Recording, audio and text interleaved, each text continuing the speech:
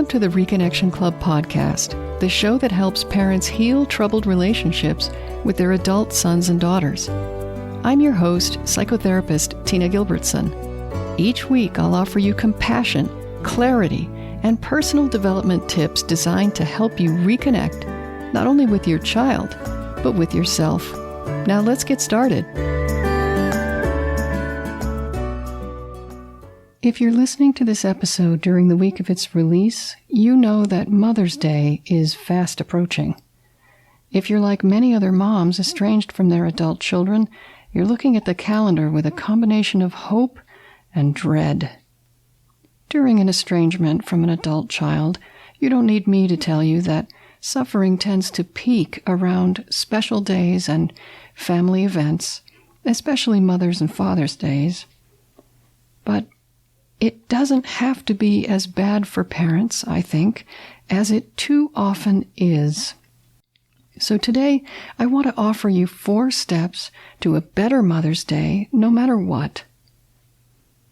The first thing I urge you to do before the day gets here is to decide that you're going to take conscious control of your own experience. I think this is crucial. Typically, what estranged moms and dads do before Mother's or Father's Day is, of course, they start wondering whether they'll hear from their child.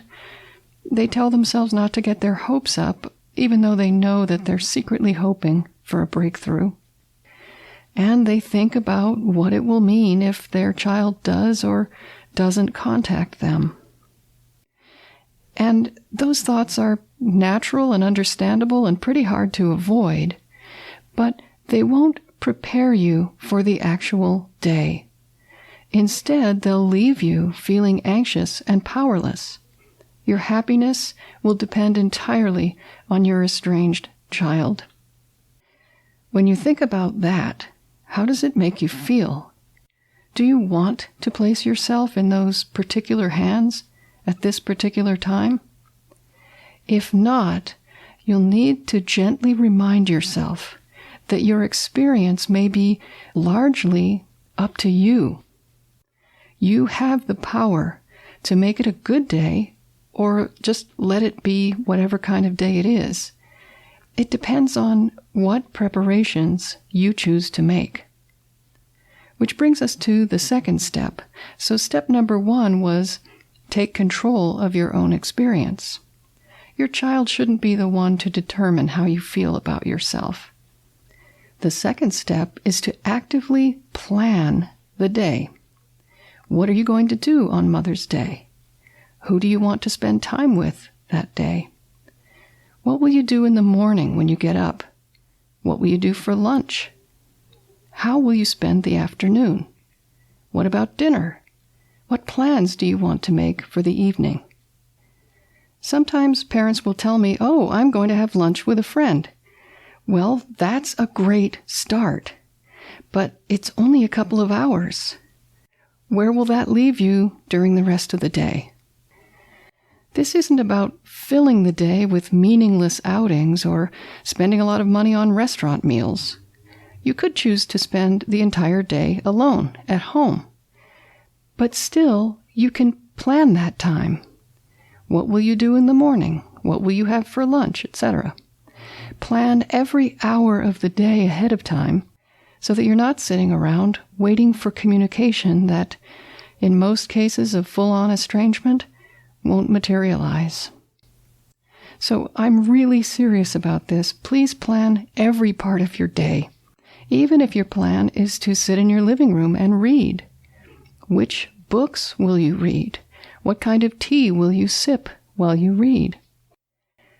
I know that it takes time and energy to make plans like this, and you may be short on both of those right now. But it is only one day that we're talking about. Thank goodness you don't have to plan your life like this. But that day is really important for you not to suffer any more than is absolutely necessary. After all, it's supposed to be a special day for you to be celebrated. So think about spending the time to make it your day. I think you'll be really glad that you decided to make that investment in yourself. The third step to a better Mother's Day experience is to make sure that you do something to celebrate yourself. No matter what, you are a parent. Your child, as I said, shouldn't have the power to determine how you feel about yourself. No one but you can decide how worthy you are and what you deserve. Your child can decide what he or she will give you or do for you, but only you can decide what you'll give yourself on your special days. As a mother, I know you made sacrifices for your child or children, and you did the best you knew how to do with the tools and resources that you had available. You deserve to celebrate your special day. So as you're planning your day, rather than filling it entirely with chores, think about what might be pleasant for you. What can you do for yourself that could give you a break from pain and some well-deserved enjoyment? Try to plan at least one thing for yourself on Mother's Day that you don't ordinarily do, even if it's just buying pre-cut vegetables instead of whole ones so that you don't have to peel and chop them yourself. Or, if you can, be a bit more extravagant. This is your day, so if you don't have to, maybe don't skimp on celebrating yourself. If your finances are limited, well, that means that you'll need to get creative. Again, take some time now to think about what will make you feel good then. And don't leave it till the last minute. If you're listening to this later and Mother's Day is still 8 months away, you can start planning today. Just write down any good ideas that come up so you won't forget them. Lastly, the fourth step to a good Mother's Day, no matter what, refuse to give power to silence. If your child doesn't reach out to you on Mother's Day, it doesn't mean she never wants to see you again. It doesn't mean that he hates you. It doesn't even mean she thinks you're a terrible parent. And he is not attempting to punish you by not calling on Mother's Day. Please know this: Mother's and Father's Days are awkward and painful for many, many estranged adult children. They're not likely to be whooping it up somewhere, ignoring you while they have fun. It's hard not to reach out to your own mother on Mother's Day. Think about how you would have felt, or did feel, not reaching out to your mother on her day. It's distressing for the child because they're supposed to express gratitude and affection. But if their feelings are more complicated than that, their hands are somewhat tied. That's why they don't reach out on Mother's or Father's Day, because they can't unequivocally express the expected sentiments. So don't read too much into the silence, if there is silence. Once again, don't give your child that much power over how you feel about yourself on Mother's Day or any other day. It's good to be open to feedback and even criticism, but there's never a need to feel awful about yourself as a person just because someone isn't calling. The 4 steps again were: number 1, take control of your experience. 2, plan the entire day. 3, do something to celebrate yourself. And 4, refuse to interpret any silence in ways that feel hurtful. I hope this episode has inspired you to take control of your experience on Mother's Day, or any day while you're estranged from your child or children. Please don't just let this information wash over you and move on.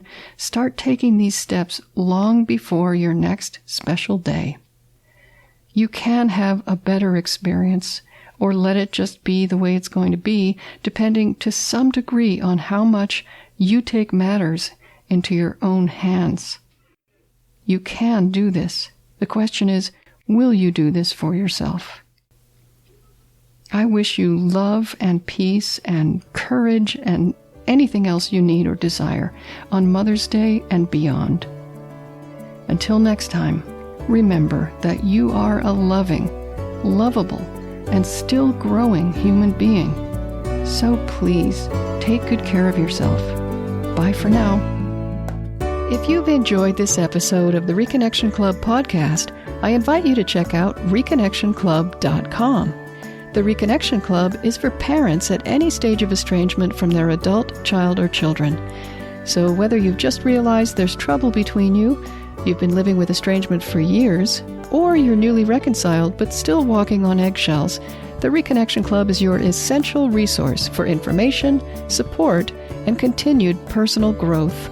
With our courses and workshops, expert interviews, monthly Q&A calls, and a friendly, active community, the Reconnection Club is a wonderful place to be for anyone suffering the pain of estrangement from an adult, child, or children. So check it out at reconnectionclub.com.